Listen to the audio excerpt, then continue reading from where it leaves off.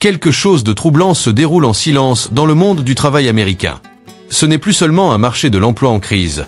C'est toute une génération qui est en train d'être effacée, presque sans un bruit.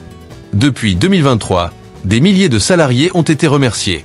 Beaucoup étaient à quelques mois de leur retraite. Des hommes et des femmes qui ont donné toute leur vie à leur entreprise et qui se retrouvent, du jour au lendemain, catalogués comme non essentiels. Le plus cruel. Ils sont trop âgés pour être embauchés à nouveau, pas assez pour prendre leur retraite, et plus du tout assez solides financièrement pour tenir le coup. Les pensions ont disparu, les 401 cas fondent comme neige au soleil. Et maintenant, ce sont des algorithmes qui décident de leur valeur en moins de 10 secondes. Alors oui, ce n'est pas qu'une vague de licenciements. C'est l'effondrement de la dignité, de la stabilité, et du dernier morceau encore vivant du rêve américain. Derrière les façades vitrées des sièges de grandes entreprises, un phénomène inquiétant s'installe. Les plus grosses sociétés du pays orchestrent, en toute discrétion, ce qui ressemble à une purge de l'âge, une élimination méthodique de leurs employés les plus expérimentés et les plus coûteux. On ne parle plus de licenciement. Aujourd'hui, ça s'appelle restructuration stratégique, optimisation des coûts ou encore modernisation culturelle. Mais si on retire le vernis corporate, il ne reste qu'une seule motivation, l'argent. Dans ce système obsédé par les profits trimestriels, un salarié de plus de 50 ans qui gagne 120 000 $ ou plus devient instantanément un poids. Rien qu'en 2024, plus de 650 grandes entreprises américaines ont annoncé des plans de rationalisation qui ont supprimé plus de 900 000 emplois de col blanc et plus de la moitié concernaient des travailleurs de plus de 45 ans. Pour un directeur financier, licencier un ingénieur expérimenté permet de recruter 3 jeunes diplômés pour le même coût. Les dépenses de santé chutent, les contributions aux retraites diminuent et l'action grimpe. Sur le papier, c'est de l'efficacité. Dans la réalité, c'est une forme de cannibalisme corporate, la loyauté dévorant la loyauté. Même dans les services RH, on a inventé un langage codé pour masquer la discrimination. Nouvelle énergie, culture digitale, vision orientée future. Derrière ces mots polis, un message clair, éliminer les anciens, conserver les moins chers. Et le plus choquant, tout cela est légal. Les entreprises ne renvoient plus les gens, elles suppriment des postes. 2 semaines plus tard, un emploi identique réapparaît en ligne, sous un autre titre, et un salaire réduit. C'est une technique parfaitement rodée, qui fait disparaître les travailleurs expérimentés tout en épargnant les bilans financiers. Ce n'est pas un incident isolé. C'est devenu une stratégie nationale, une attrition déguisée en innovation. Des startups de la Silicon Valley aux banques de Wall Street, les employeurs éliminent toutes les personnes dont le salaire ou l'assurance santé ne cadrent plus avec leurs objectifs. Aux actionnaires, on parle d'efficacité. Mais derrière chaque efficacité, il y a un nom effacé de la fiche de paie. Derrière chaque réduction de coûts, il y a une maison, une famille, une retraite qui disparaît. Le capitalisme a trouvé une nouvelle cible. La génération qui l'a construite. Aujourd'hui, l'expérience est devenue trop chère. La loyauté, un handicap. Et la survie ne dépend plus que d'une chose, être validé par un algorithme. Ce qui avait commencé comme une simple réduction de dépenses s'est transformé en quelque chose de bien plus glacial. Une discrimination mathématique. Les entreprises ont remplacé le regard humain par des systèmes automatisés qui décident qui peut rester et qui doit disparaître. L'IA ne voit ni l'engagement, ni les décennies d'expérience. Elle analyse des données. Et ces données, elles, sont devenues des armes. Aux États-Unis, 98% des entreprises du Fortune 500 utilisent des logiciels automatiques pour filtrer les candidats. Et ces outils ne se contentent pas de vérifier vos compétences. Ils lisent entre les lignes. Un diplôme obtenu en 1990 ? Alerte. Une carrière de 25 ans ? Rejetée pour surqualification. Même un format de CV jugé trop classique peut vous éliminer. En moins de 8 secondes, votre destin est scellé. Et pour des millions d'Américains de plus de 45 ans, la réponse est simple. Non. Ce n'est pas un accident. C'est de la discrimination par design. Les algorithmes apprennent à partir de données historiques, des données qui ont toujours favorisé les jeunes. Du coup, une nouvelle forme d'agisme digital est apparue, dissimulée derrière des lignes de code. Les entreprises peuvent écarter des millions de personnes, sans jamais mentionner l'âge. Et la loi ? Impuissante. On ne peut pas poursuivre un algorithme. Les conséquences sont massives. Selon une étude de Harvard publiée en 2025, les chercheurs d'emploi de plus de 50 ans restent en moyenne 63% plus longtemps au chômage que ceux de moins de 35 ans. Le scoring automatique réduit leur compatibilité professionnelle, simplement parce qu'ils ont davantage d'expérience. Même les formations avancées ne suffisent plus. Un certificat en IA? Le système classe quand même le CV comme obsolète. Le marché de l'emploi est devenu une forteresse numérique où l'expérience est devenue un mot de passe interdit. Ce que les entreprises ont commencé à faire à coup de licenciement, la technologie est en train de le perfectionner dans le silence absolu. Le service RH s'est transformé en tribunal algorithmique qui décide qui reste visible et qui est effacé. Ce n'est pas l'avenir du travail. C'est la fin de l'équité, déguisée en progrès. Cette invisibilité algorithmique contrôle maintenant chaque job board, chaque portail de carrière, chaque recherche LinkedIn. Pendant que des millions de personnes continuent d'envoyer CV et lettres de motivation, leur sort est décidé avant même d'être lu. Pas par un recruteur, mais par un système qui confond efficacité et extinction. Et ce nettoyage numérique ne fait pas qu'éliminer des carrières. Il détruit ce que des millions d'Américains ont mis toute leur vie à construire, la retraite. Ce moment de repos tant attendu se transforme en mirage. Les économies disparaissent, les pensions s'effondrent, et la stabilité n'est plus qu'un concept abstrait. Et les chiffres sont impitoyables. Lorsqu'on regarde les chiffres de près, on comprend vite pourquoi tant d'Américains approchant la retraite vivent dans l'angoisse. Entre 55 et 64 ans, l'épargne moyenne dédiée à la retraite tourne autour de 60 900 $. Une somme qui ne couvrirait même pas une année de dépenses dans la plupart des États. Et encore, ce total ne tient absolument pas compte des frais médicaux, qui explosent bien avant l'âge d'accès à Medicare. Rien que l'assurance santé peut dépasser 1200 $ par mois. En faisant le calcul, la moitié de l'épargne supposée servir à la retraite s'envole avant même que l'année ne soit écoulée. Et pendant que les coûts du quotidien grimpent, l'âge officiel de départ à la retraite ne cesse d'être repoussé.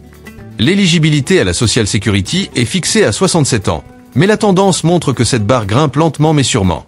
Le problème? L'espérance de vie, elle, n'avance plus au même rythme. Résultat, des millions de personnes continuent de travailler jusque dans la soixantaine avancée, parfois même au-delà de 70 ans. Pas par choix, pas par passion, juste pour ne pas s'effondrer financièrement. Le paradoxe est brutal. Plus les gens travaillent longtemps, moins ils peuvent se permettre d'arrêter. Autrefois, les entreprises proposaient des pensions. Elles garantissaient une sécurité de vie en échange de décennies de loyauté. Mais cette époque est révolue. Aujourd'hui, seulement 13% des salariés du secteur privé y ont accès. Le système 401K, qui a remplacé ces pensions, n'a jamais été conçu pour protéger les travailleurs. Il a été pensé pour servir Wall Street. Il a transformé la retraite en pari boursier. Si les marchés montent, vous gagnez un peu. S'ils s'effondrent, vous perdez tout, parfois juste avant votre date de départ prévue. Et l'inflation, elle, vient achever le tableau. Les courses sont 19% plus chères qu'en 2020. Le logement, plus 27%. Les primes Medicare par B, plus 15% en 2 ans. Chaque dollar accumulé au fil d'une vie disparaît plus vite qu'il ne peut fructifier. Même la fameuse richesse immobilière, vantée comme la sécurité ultime, devient un piège. Beaucoup de retraités contractent des prêts sur la valeur de leur maison simplement pour payer des soins médicaux. Ils se retrouvent prisonniers de dettes qu'ils n'auront jamais la possibilité de rembourser. L'algorithme a supprimé les opportunités. L'économie a supprimé l'atterrissage en douceur. Et ce qu'il reste, c'est une population suspendue entre fatigue profonde et survie quotidienne. On voit désormais des gens de 60, 70, parfois 75 ans, toujours en train de travailler. Non pas parce que cela leur plaît, mais parce qu'ils n'ont aucun autre choix. La retraite n'est plus une étape finale. C'est devenu une fiction statistique. Le dernier chapitre d'un système en ruine qui promettait un repos bien mérité et qui a finalement livré une vie entière de dépendance économique. Et quand la sécurité financière disparaît, c'est autre chose qui se brise. Quelque chose de plus intime, l'identité. Les vagues de licenciements n'ont pas seulement privé les gens de revenus. Elles ont arraché des repères. Pour beaucoup, le travail n'était plus juste un salaire. C'était une structure, un rythme, une place dans le monde. Quand tout cela s'effondre, la chute n'est pas uniquement économique. Elle devient psychologique. Pendant des décennies, on a conditionné les travailleurs à mesurer leur valeur à travers leur productivité. Faire des heures supplémentaires était une preuve de sérieux. L'épuisement, une médaille. Puis, une fois écartés, on les laisse seuls face à une question que rien n'a préparée. Qui suis-je quand on n'a plus besoin de moi? Les psychologues ont même un nom pour ça. La désorientation professionnelle, une nouvelle forme de détresse qui touche massivement les personnes licenciées ou forcées de retarder leur retraite. Selon l'American Psychological Association, un travailleur de plus de 50 ans sur 3 développe des symptômes de dépression clinique dans les 6 mois suivant la perte de son emploi. Les troubles anxieux augmentent de 42%. Et le taux de suicide chez les hommes d'âge moyen atteint un niveau jamais vu depuis 30 ans. Ce n'est pas un simple contre-coup émotionnel. C'est une conséquence directe d'un système économique qui broie les individus. Le plus ironique, c'est que cette société qui glorifie la grain-culture ne prévoit aucun espace pour la reconstruction personnelle une fois qu'on vous exclut du mécanisme. Il n'existe aucune narration pour expliquer comment retrouver de la valeur quand tout autour de vous répète que votre utilité s'est évaporée. L'isolement social amplifie encore le choc. Perdre son emploi, c'est aussi perdre les relations bâties autour du travail. Le silence devient un fardeau. Pendant ce temps, les entreprises publient des profits records, 2,8 trillions de dollars en 2024, pendant que des millions de travailleurs, eux, affrontent des coûts médicaux prohibitifs, la réduction de leurs avantages et une crise de santé mentale ignorée. Ces souffrances ne figurent nulle part dans les rapports trimestriels. Elles sont pourtant le prix caché de la maximisation du profit. Une dépense invisible, mais bien réelle. Et lorsque la fragilité financière rencontre le désespoir psychologique, un nouveau type de prédateur apparaît. Pas dans la rue. Sur les écrans. Au moment où les travailleurs âgés perdent leurs revenus, le web se transforme en une machine à leur vendre de l'espoir empaqueté.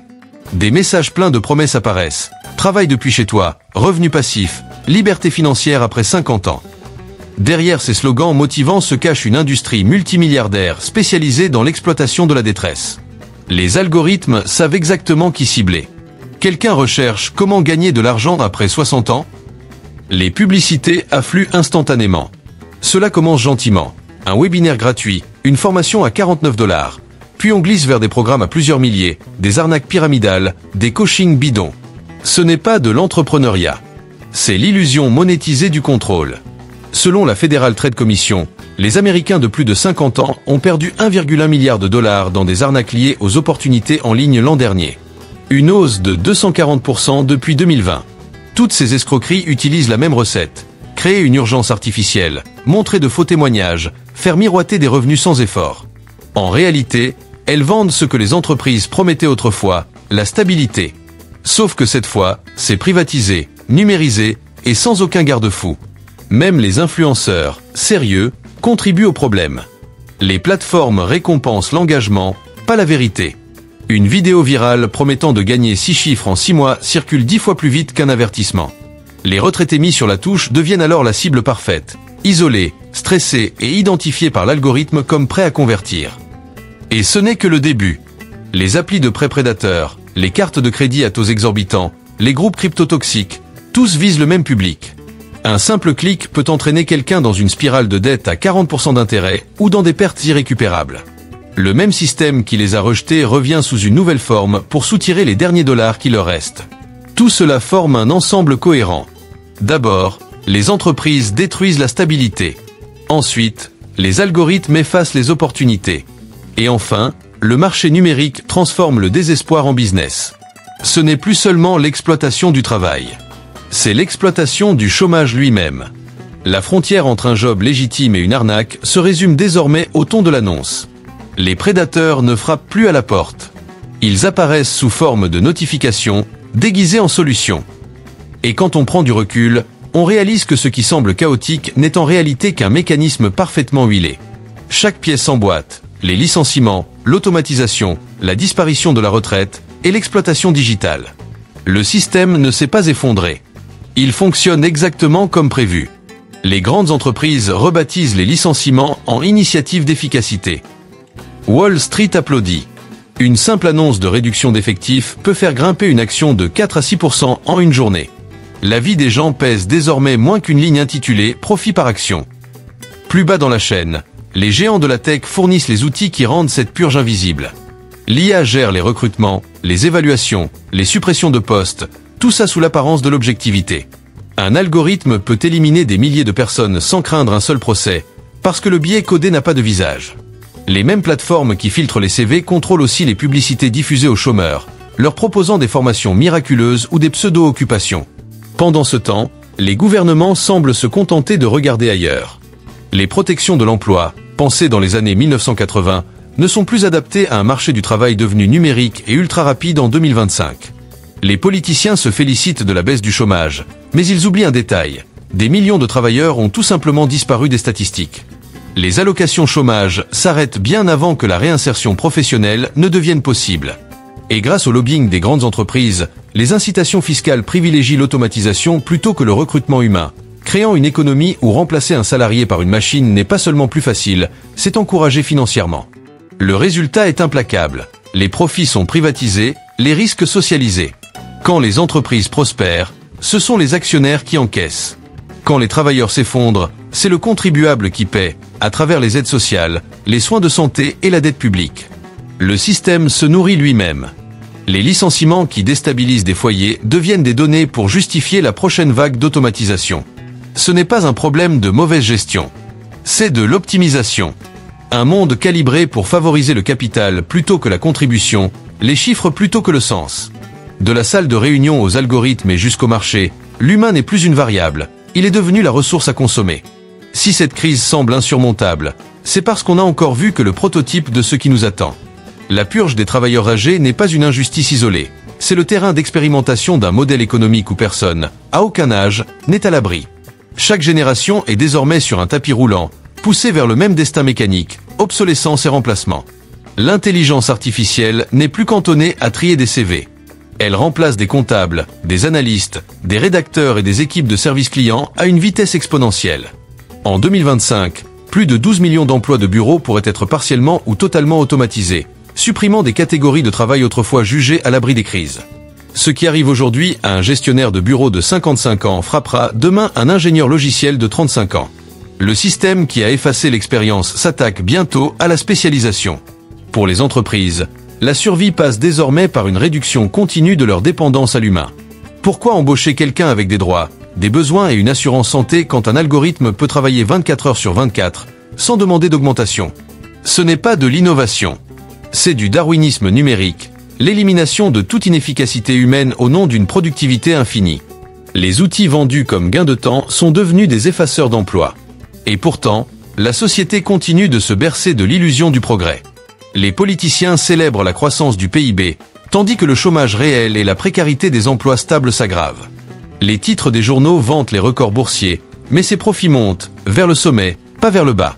En 2025, 40% des gains des entreprises américaines proviendront de l'automatisation, c'est-à-dire du profit généré par l'absence de salariés. La prospérité devient parasitaire. Elle se nourrit de la disparition de ceux qui la créent. Le plus terrifiant, c'est la silence de ce processus. Il n'y aura pas de crash spectaculaire, pas d'annonce dramatique. Chaque année, moins d'humains seront nécessaires. Les tâches se réduisent en fonctions, les fonctions en code, le code en capital. Les licenciements, d'abord vus comme des économies, deviennent un mécanisme systémique. Le travail humain devient optionnel, puis obsolète. Ce qui a commencé avec la suppression des travailleurs âgés n'est que le début. L'algorithme apprend l'efficacité, et l'efficacité n'a aucune empathie. La même machine qui a éliminé l'expérience finira par supprimer ce qui est essentiel. Le futur ne vous licenciera pas. Il cessera simplement d'avoir besoin de vous. Et quand des millions perdent leur emploi, le choc ne s'arrête pas aux fiches de paie. Il se propage dans toute l'économie comme une contagion silencieuse. Les licenciements massifs ne sont pas qu'une crise du travail. Ils sont l'acte d'ouverture d'une contraction économique nationale que personne n'ose nommer. Car quand l'expérience disparaît de la main-d'œuvre, le pouvoir d'achat s'effondre et les effets se propagent. Les Américains de plus de 50 ans représentent près de 40% de la consommation du pays. Ils achètent maisons, voitures, assurances, biens durables, retirent leurs revenus, et le système économique commence à s'étouffer. Les géants de la distribution voient leur vente ralentir, les restaurants licencient, les recettes fiscales s'amenuisent. Les mêmes entreprises qui ont provoqué ces licenciements découvrent alors une vérité simple. On ne peut pas se débarrasser de ses clients et espérer continuer à croître. La dette des ménages dépasse 18,6 trillions de dollars, un record historique. Les retards de paiement de cartes bancaires ont doublé en 2 ans. Les défauts de prêts hypothécaires augmentent. Le taux d'épargne s'effondre à 3,5%, son niveau le plus bas depuis avant la crise de 2008. Chaque statistique cache la même cause, emploi perdu, salaire gelé, retraite repoussée. Même le marché immobilier, symbole de sécurité pour la classe moyenne, se fissure. Les propriétaires âgés, incapables de prendre leur retraite, vendent ou louent des biens pour survivre, saturant un marché déjà tendu. Cette désintégration financière crée une boucle de rétroaction. Moins de consommation, licenciements, encore moins de revenus, encore moins de demandes, nouvelle vague de suppression d'emplois. Un véritable orabaro économique, Un système qui se dévore lui-même. La prospérité artificielle, alimentée par les rachats d'actions et les valorisations gonflées, s'effondre sous le poids des factures impayées et des comptes vides. Et pendant que la bourse brille sur les écrans, l'économie réelle, les foyers, les salaires, les tickets de caisse s'écroulent sous nos yeux. La Réserve fédérale peut vanter un ralentissement de l'inflation, mais elle ne peut pas recréer la confiance ni restaurer les emplois disparus. Dans un pays où la moitié des salariés vit de chèque en chèque, la consommation sans fin n'est tout simplement pas soutenable. La catastrophe économique n'est pas en approche, elle est déjà là. Les licenciements des travailleurs âgés ont été l'étincelle. L'effondrement de la demande, le brasier. Ce qui suivra n'est pas une correction, mais un réveil brutal. Pendant près d'un siècle, l'Amérique a vendu une idée simple. Travaillez dur, suivre les règles et rester loyal, et vous obtiendrez stabilité et sécurité. C'était le contrat social. C'était le rêve. Mais en 2025, cette promesse a été liquidée, externalisée, remplacée par un seul slogan, adaptation ou disparition. Les licenciements, l'automatisation, les conséquences économiques, tout cela n'est pas aléatoire. C'est la preuve que le rêve a été reprogrammé pour servir le capital, pas les citoyens. L'expérience, autrefois la monnaie la plus précieuse du pays, n'a plus aucune valeur. Les travailleurs ne sont plus des bâtisseurs de prospérité, mais des centres de coûts temporaires, à remplacer dès que le tableur l'exige. La loyauté n'est plus récompensée, elle est punie. Chaque heure, chaque année de service se termine sous un effaceur numérique appelé optimisation. Pour la première fois, les Américains vieillissent dans l'incertitude plutôt que dans la sécurité. Que ce soit l'ouvrier, l'enseignant, l'ingénieur ou l'infirmier, tous réalisent la même chose. Le système n'a plus besoin de vous pour fonctionner. Votre valeur cesse dès que l'algorithme trouve quelqu'un de plus rapide, moins cher ou sans assurance santé. Ce n'est pas du progrès, c'est la mécanisation de la valeur humaine. Les grandes entreprises affichent des profits records, 3 trillions de dollars en rachat d'actions et dividendes rien que l'an dernier.